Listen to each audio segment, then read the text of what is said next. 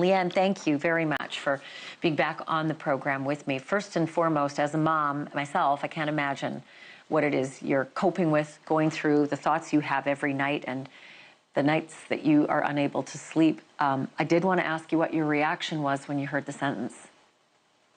First of all, Ashleigh, I want to thank you for having me on tonight. I really appreciate that. It obviously was not what we were hoping for. And we're devastated and just trying to figure out the next steps. So what did you think was going to happen? Like, were you prepared for 30 years? Did you think it was going to be more than it was, less than it was? I didn't think it would be 30 years. I was hoping it was going to be less. That I had found some residential hospitals that were willing to take him, and that they had written letters saying they would accept him.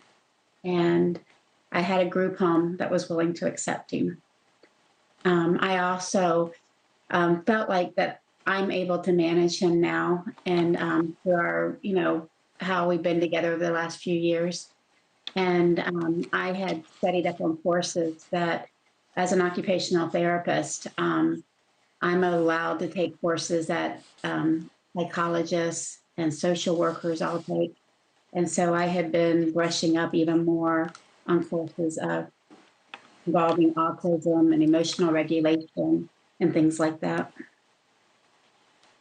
So, Leanne, Brendan's going to turn 19, I think, in a few weeks, like towards the end of this month, if I remember correctly. He is an adult, which means, as all of us parents understand, when our 17-year-olds turn 18, we don't have the rights anymore of overseeing their medical and making sure that they get help and care that they need. And he's in an adult prison.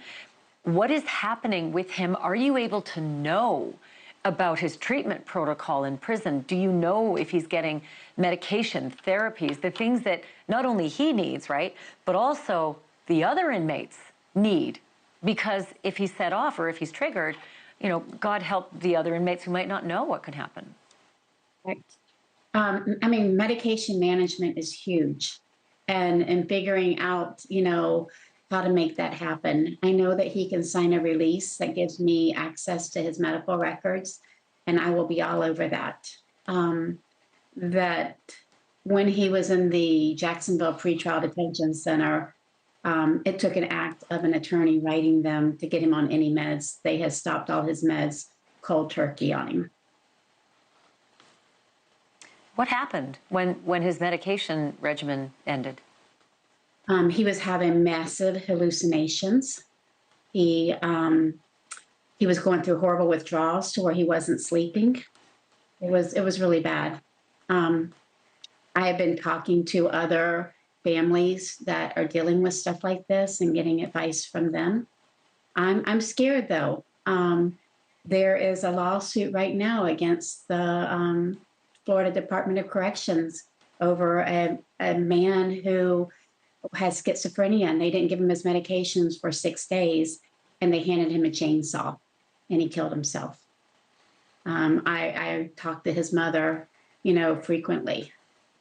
So I am rightfully worried about when he goes, whether or not he'll get the treatment that he needs.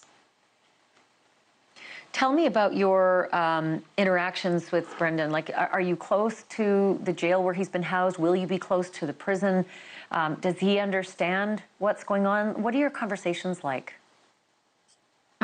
So I've been now that we've had the sentencing, I talk to him frequently, and I've been trying to warn him, not to trust anybody, to not borrow anything, to not take anything that anybody offers him.